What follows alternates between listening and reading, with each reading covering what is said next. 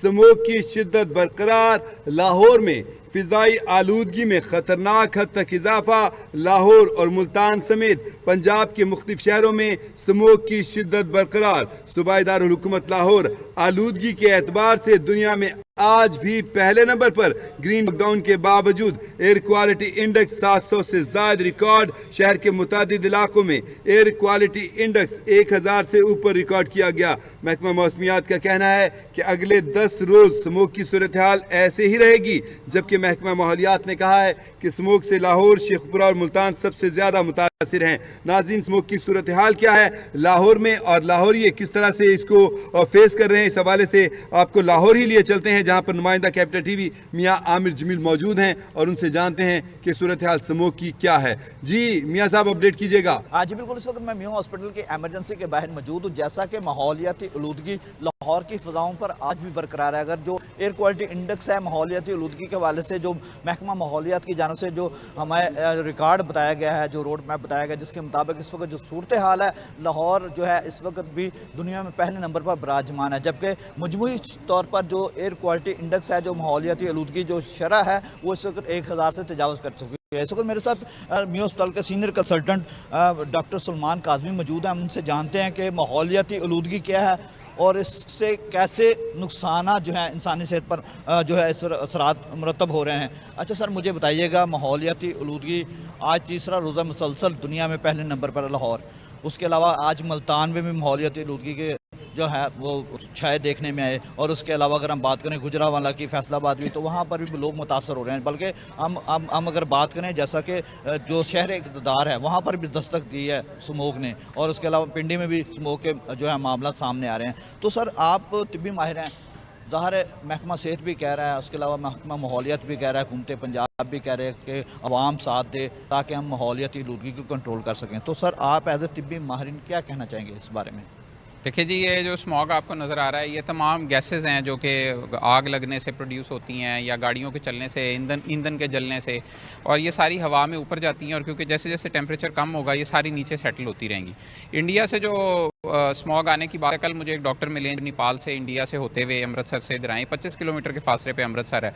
वो ये कहते हैं कि अमृतसर में स्मॉग कम है, लाहौर में ज़्यादा है। और वो कहते हैं जब मैं लाहौर एंटर हुआ हूँ तो यहाँ बादल थे, इंडिया में इतना धुआं नहीं नज़र आया उन्हें। तो ये आप ये सूरत हाल आप ये देख लें कि लाहौर की आबादी जितनी ज़्यादा हो गई है, जितनी इन शहरों में गाड़ियाँ ज़्यादा हो चुकी हैं, इधर अगर 3 दिन गाड़ी नहीं चलेगी ये स्मॉग आधा हो जाएगा। लाहौर में लॉकडाउन लगा दें 3 दिन के लिए, आप खुद आपको नज़र आएगा कि यार स्मॉग 1000 से कम हो गए, 200 रह गया, ख़त्म फिर भी नहीं होगा, क्योंकि शहर में ट्रैफिक बहुत ज़्यादा है। गवर्नमेंट की प्लानिंग्स ही कभी नहीं रही, लोगों ने कभी बॉदर ही नहीं किया, हाउसिंग सोसाइटियाँ बनाते चले गए, खेत ख़त्म करते चले गए, बागात काटते चले गए, सड़कें फ्लाई ओवर बनते चले गए।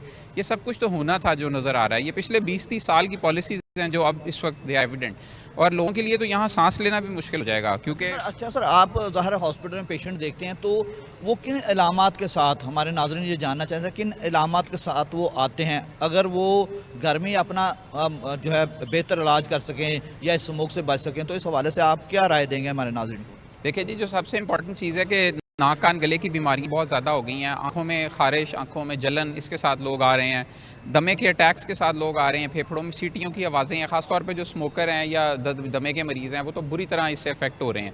और रोज़ाना प्राइवेट क्लिनिक्स पे शाम को मरीज़ों की लाइन लगी हुई है, बड़ी रेजिस्टेंट किस्म की खांसी है जो ठीक ही नहीं हो रही, और लोग स्टीरॉयड, इन्हेलर, पता नहीं क्या क्या इस्तेमाल कर रहे हैं, और ये जो बुरी तरह अफेक्ट कर रहा है हामला औरतों को, बूढ़ों को, बच्चों को। गवर्नमेंट ने अच्छा काम किया है, स्कूल बंद कर दिए हैं, तालीमी इदारे बंद किए हैं, कुछ थोड़ा लॉकडाउन भी लगाएं, मार्केटें बंद करें ताकि लोग सेहतमंद रह सकें, घरों में रहें, अपने घरों में रहना बहुत ज़रूरी है लोगों के लिए। सर मुझे बताइएगा, ये सारी इलामात आपने जो बताई हैं हमारे नाज़रीन को, मेरा ख्याल वो इस हवाले से कोई एहतियाती तदाबीर भी इख्तियार करेंगे, तो आप एज ए तिब्बी माहिर उन्हें कौन सी ऐसी एहतियाती तदाबीर इख्तियार करने का कहेंगे?